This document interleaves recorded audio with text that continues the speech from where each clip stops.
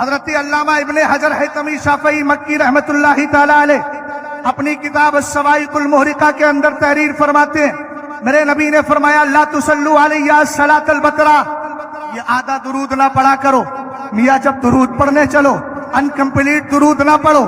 صحابہ اکرام نے عرض کی ما ہی الصلاۃ البترا، آمنہ کے لال یہ آدھا درود کیا ہے؟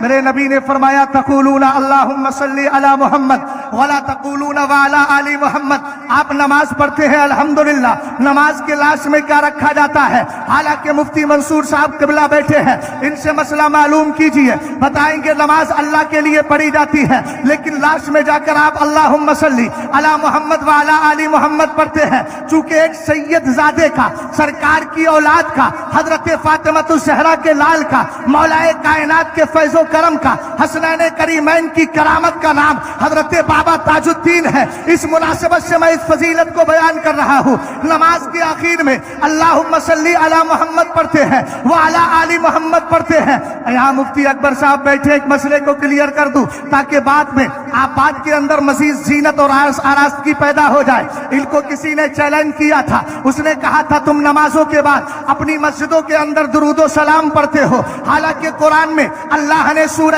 جن میں ارشاد فرمایا وَأَنَّ الْمَسَاجِدَ لِلَّهِ فَلَا تَدْعُوا مَعَ اللَّهِ أَحَدًا۔ اس طرح گمراہ کرتے ہیں لوگ، قرآن پاک کی آیت کو پیش کر کے مغالطے دیتے ہیں، کہا مسجد اللہ کے لیے ہے، اور جب مسجد اللہ کے لیے ہے رب کہتا ہے اللہ کے ساتھ کسی کو نہ پکارو، یہ قرآن کی آیت ہے۔ اب آپ سے کوئی پوچھے مولانا میاں یہ بتائیے آپ نے نماز فجر پڑھ لی ہے، کھڑے ہو کر کہہ رہے ہیں یا نبی سلام علیکہ، یا رسول سلام علیکہ، مسجد تو اللہ کے لیے ہے لیکن اس کے بعد آپ رسول اللہ کو پکار رہے ہیں، جواب کیا دیں گے؟ اس نے یہی اعتراض کیا تھا، میں ایک جواب دے دیتا ہوں، میں نے اس وقت بھی کہا تھا شاید آپ کو یاد ہو، وہ کہتا ہے ایسا بولنا شرک ہے، مسجد کے اندر یا رسول اللہ بول دیا یا غوث آدم بول دیا شرک ہو گیا۔ میں نے کہا اگر تیرے اعتبار سے شرک ہے تو تو یہ شرک نماز کے اندر کرتا ہے، اس لیے کہ تو بھی پڑھتا ہے السلام علیکہ ایھا النبی، السلام علیکہ ایھا النبی۔ اور میں آپ سے پوچھنا چاہتا ہوں السلام علیکہ ایھا النبی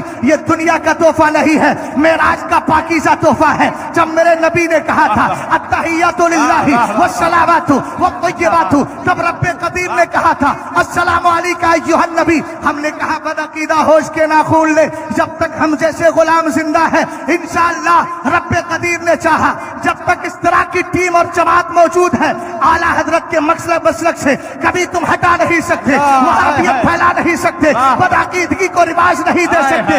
ابھی تو یہ غلام زندہ ہے اور جس طرف غلام چاہتے ہیں تمہاری دھجیاں اڑا کے رکھ دیا کرتے ہیں، تمہاری عقلیں ٹھکانے لگا دیا کرتے ہیں۔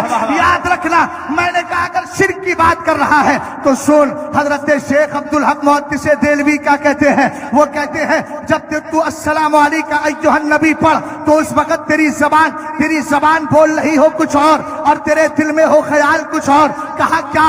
فرمایا احذر شخص فی نفسی کا ثم قل السلام علیکہ ایھا النبی۔ فرمایا جب السلام علیکہ ایھا النبی نماز میں پڑھا کرو اس سے پہلے نبی کی ذات کو اپنے دل میں حاضر کر لیا کرو، اس کے بعد پڑھا کرو السلام علیکہ ایھا النبی، تاکہ یہ خیال آ جائے کہ نماز پڑھ رہا ہوں، نبی کو سلام پیش کر رہا ہوں، مصطفیٰ سامنے ہے، میری طرف سے سلام جا رہا ہے۔ حضرت شیخ عبدالحق محدث دہلوی نے اس بدعقیدہ دہلوی کی پول کھول کے یہ بتا دیا کہ نمازوں میں خیال مصطفیٰ سے نماز خراب نہیں ہوتی ہے، رب کی بارگاہ میں قبول ہو جائے ہے۔